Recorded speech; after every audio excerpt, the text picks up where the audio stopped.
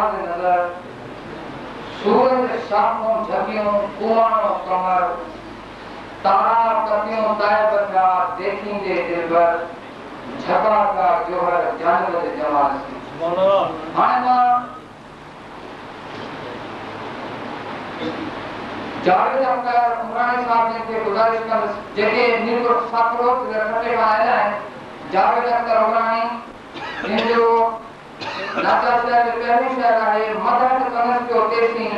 जैसी जुबान में दम जावेद नाब खान की दिल से करार है पन पन में साह बंजी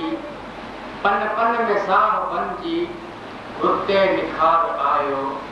पन पन में साह बंजी रुते निखार आयो भागन भरे अचण सां भूते बरकत भरे इसम सां बरकत भरे इसम सां सोनो सुरूर थी वियो बरकत भरे इसम सां सोनो सुरूर थी वियो जेको चवे मुहम्मद तेरे कुमार आयो पन पन में साह बंजी बरकत भरे इसम सां बरकत भरे इसम सां सोनो सुरूर थी वियो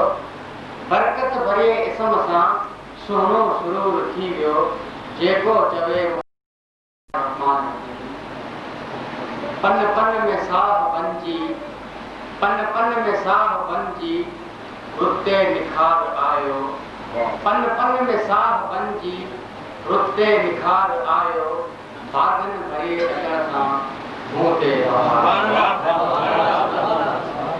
बरकत भरे इसम सां बरकत भरे इसम सां सोनो सुरूर थी वियो बरकत भरे इसम सां सोनो सुरूर थी वियो जेको चवे मुहम्मद तेरे कुमार आयो पन पन में साह बंजी बरकत भरे इसम सां बरकत भरे इसम सां सोनो सुरूर थी वियो बरकत भरे इसम सां सोनो सुरूर थी वियो जेको चवे मुहम्मद तेरे कुमार आयो पन पन में साह बंजी रुते निखार आयो भागन भरे अचण सां भूते लख लख मिलियों मुबारकूं लख लख मिलियों मुबारकूं अमल आमना के लख लख मिलियों मुबारकूं अमल आमना के जेके ॾियण खुदा खुद परवरदिगार आयो पन पन में साह बंजी रुते निखार आयो भागन भरे अचण सां भूते बहार आयो खुद फरिश्तन खुशी कई खुद फरिश्तन खुशी कई अब्दुल मजीद आयो खुद फरिश्तन खुशी कई अब्दुल मजीद आयो शैतान लर्जी पियो बंदे कहार आयो पन पन में साह बंजी रुते निखार आयो भागन भरे अचण सां भूते बहार आयो जेको सुकुन ज़बान जो जेको सुकुन ज़बान जो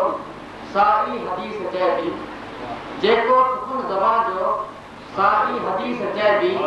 तरफ़ां खणी खुदा खां सब इख्तियार आयो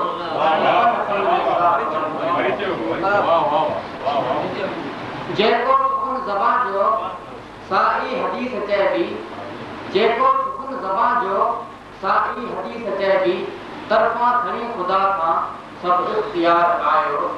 पन पन में साह बंजी रुते निखार आयो भागन भरे अचण सां भूते बहार आयो शाफी शफा जो हथड़ो शाफी शफा जो हथड़ो मुंहिंजे हीअं ते रखंदो शाफी शफा जो हथड़ो मुंहिंजे हीअं ते रखंदो दरमान दिल जो बंजी लाहिन गुबार आयो पन पन में साह बंजी रुते निखार आयो भागन भरे अचण सां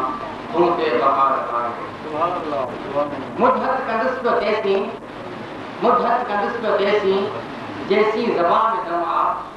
मुद्धत कंदस पे देसी जैसी ज़बान में दम आ जावेद नात फाती इनके करार आयो पन पन में साथ बंदी रुते हिकार आयो साधन भई अचन सां तूं ते बहार